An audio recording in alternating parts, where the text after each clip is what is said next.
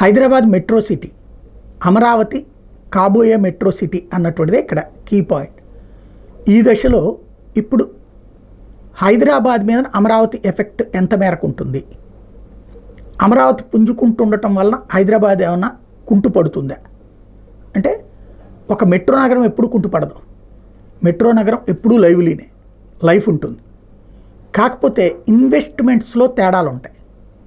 ఇప్పుడు for example ఒక real estate సంస్థ హైదరాబాద్ అవుట్స్కట్స్లో ఇప్పుడు ఆ కొత్త ఇన్నర్ రింగ్ రోడ్డు ఈ రోడ్లలో ఇప్పటికీ హైదరాబాద్ సిటీ అంతా ప్యాకప్ అయిపోయింది కదా, ఇప్పుడు ఎక్కడికి తీసుకెళ్లాలా, ఆ నాగార్జున సాగర్ హైవే వైపుకి, నాగార్జున సాగర్ రూటు అది కూడా లాంగ్ అయిపోయి అట్టించి తక్కువ ఉంది.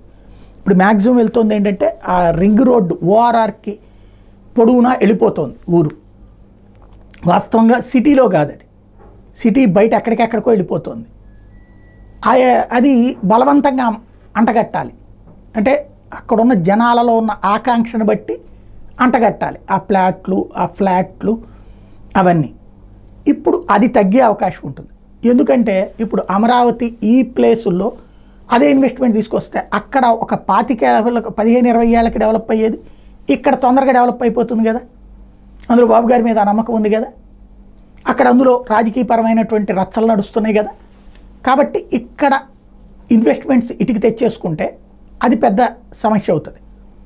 అట్లాగే వ్యాపారాల పరంగా అనేక వ్యాపారాలు ఇక్కడ వాళ్ళు లాస్ట్ 5 yearsలో మద్యం ఇట్లాంటి వాటిట్లో ఇక్కడ ప్రైవేట్ షాపులు లేకపోయేటప్పటికి ప్రభుత్వ షాపులు అయిపోయేటప్పటికి తీసుకెళ్ళి అక్కడ వైన్ షాపులు వాటిట్లో ఇన్వెస్ట్ చేశారు. భారీగా డబ్బులు అప్పుడు వేలం పెరిగింది ఆ టైంలో.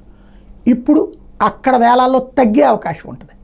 ఎందుకంటే ఒక వ్యక్తి దగ్గర ఎంత ఉంటే అంతే కదా, ఇప్పుడు అక్కడ తగ్గించుకుని ఇక్కడ పెట్టుకునేటటువంటి అవకాశం ఉంటుంది. బాబు గారి టీమే, ఇన్వెస్ట్మెంట్స్ టీమే అక్కడ ఈ 5 ఏళ్ళు కాన్సన్ట్రేట్ చేసిన వాళ్ళు ఇటు వెనక్కి వచ్చేస్తే దాని ఇంపాక్ట్ హైదరాబాద్ మీద ఏ మేరకు ఉంటుందనేది రాబోయే 6 నెలల నుంచి ఏడాదిలో స్పష్టమవుతుంది.